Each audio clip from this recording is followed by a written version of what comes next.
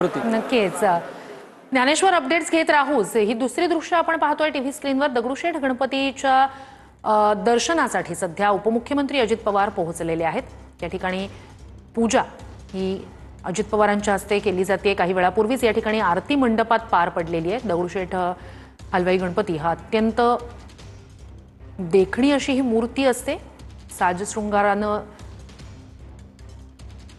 ही मूर्ती पूर्णपणे लक्ष वेधून घेत असते। तर ही दृश्य आपण पाहतोय। सध्या उपमुख्यमंत्री अजित पवार सुनेत्रा पवार यांच्यासह दगडूशेठ गणपतीच्या दर्शनासाठी पोहोचलेले आहेत। तर थोड्याच वेळात पुण्यात गणेश विसर्जन मिरवणुकांना सुरुवात होणार आहे।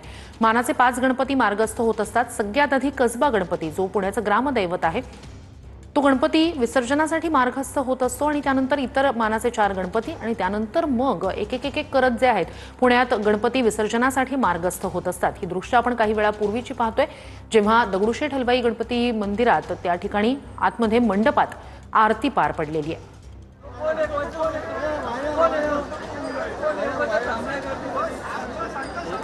ही दृश्य आपण पाहतो आहोत। त्या ठिकाणी विसर्जन ची तयारी जी आहे ती केली जाते। उपमुख्यमंत्री अजित पवार दर्शनासाठी आलेले आहेत। त्यांचा सत्कार दगडूशेठ ट्रस्ट कडून केला जातोय।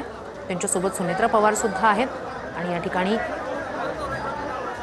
पूजा जी आहे ती अजित पवारांच्या हस्ते पार पडणार आहे आणि त्यानंतरच पुण्यातल्या गणेश विसर्जन मिरवणुकांना सुरुवात होणार आहे। दगडूशेठ गणपतीच्या दर्शनासाठी सध्या अजित पवार पत्नी सुनेत्रा पवार यांच्यासह पोहोचलेले आहेत। मोठी गर्दी त्या ठिकाणी मंडळात गणेश भक्तांची झालेली आहे। सोबतच मंडळाचे त्या ठिकाणी पदाधिकारी आहेत ते सुद्धा मोठ्या संख्येने उपस्थित आहेत, कारण आता विसर्जनासाठीची तयारी पूर्ण करायची आहे।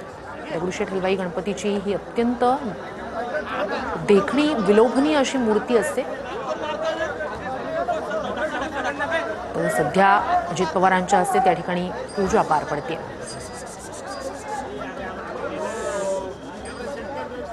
उपमुख्यमंत्री अजित पवार पुण्याचे पालकमंत्री आहेत आणि त्यांच्या उपस्थितीतच पुण्यात गणेश विसर्जन मिरवणुकांना सुरुवात होणार आहे।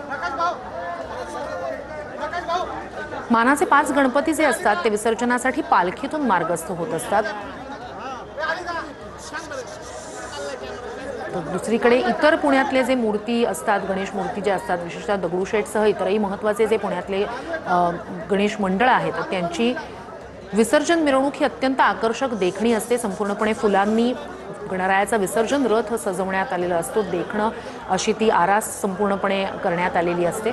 ही 2 दृश्य दगडूशेठ गणपतीची आरती जेव्हा पार पडली त्यावेळेची दृश्य टीव्ही स्क्रीनवर उजवीकडे, तर सध्या अजित पवारांच्या हस्ते त्या ठिकाणी पूजा पार पडते। अजित पवार सुनेत्रा पवार सध्या दगडूशेठ गणपतीच्या दर्शनासाठी आलेले आहेत आणि पूजा त्या ठिकाणी त्यांच्या हस्ते केली जाते। दगडूशेठ गणपतीची आरती काही वेळापूर्वीच त्या ठिकाणी पार पडली आहे। तर गणेशोत्सवाच्या या संपूर्ण काळात दगडूशेठ गणपतीचं दर्शन घेण्यासाठी सुद्धा मोठी गर्दी होत असते आणि विशेषतः दगडूशेठ गणपतीचे आतमध्ये त्या ठिकाणी तो जो देखावा उभारण्यात आलेला असतो तो सुद्धा अत्यंत लक्ष वेधून घेणारा असतो। तर साश्रू नयनांनी आज गणरायाला निरोप दिला जातोय आणि अशा वेळेला खरं तर गणरायाला साकडं घातलं जातं। ही गणराया पुढच्या वर्षी लवकर या। खाली सोडून तद्रादो सिद्धं श्रीमन्महागणपती स्मरणं च करिष्ये। गणपती बाप्पांना नमस्कार करा। वक्रतुंड महाकाय सूर्यकोटि समप्रभ निर्विघ्नं कुरु मे देवो सर्वकार्येषु सर्वदा। श्रीमन्महागणाधिपतये नमः। ओम गणपतये नमः। ओम भूर्भुवः स्वः। ओम भुवः ओम सः ओम महागणाधिपतये नमः। गणपतिम् आवाहयामि। गणपति बाप्पा रक्ष नमः। गणपतये नमः। श्रीमन महागणाधिपतये नमः। प्रार्थना पूर्वक नमस्कारोमि। गणपती बाप्पांना प्रार्थना पूर्वक नमस्कार करायचा आहे।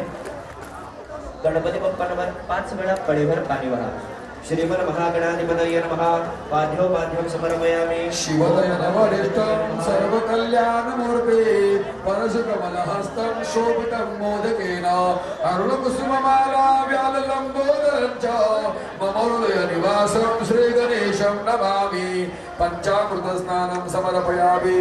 पंचामृतमयानेन पयोदधिघृतं मनो शर्करा सह संयुक्तं स्नानार्थं प्रतिगृह्यताम्। महागणपतये नमः।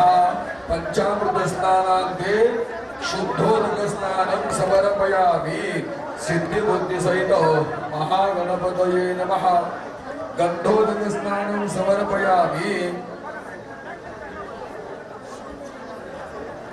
मलयाचल संबोधम चंदनाकुर संभवम चंदनम देव देवेश स्नानार्थम प्रतिक्रियतां महागणपतये नमः गंधोदक स्नानं समर्पयामि गणपतीला हळदी कुंकू व्हायचं शेंदूर व्हायचा सिद्धिबुद्धी सहित महागणपतये नमः सौभाग्य द्रव्यानि समर्पयामि पुष्पं समर्पयामि सिद्धिबुद्धी सहित महागणपतये नमः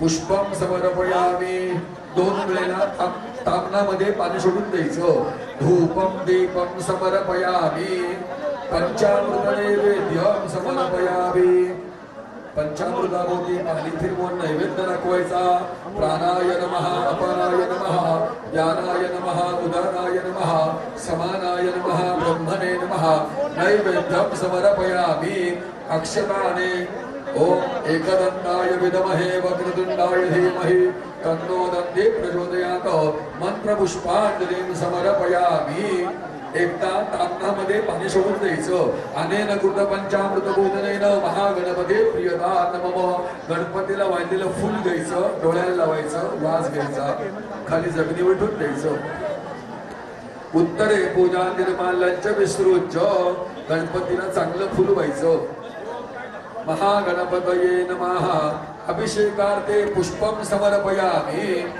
अभिषेक पात्रं धारा पात्रं स्थापयेत धारा पात्र मध्ये जलम निक्षेपयेत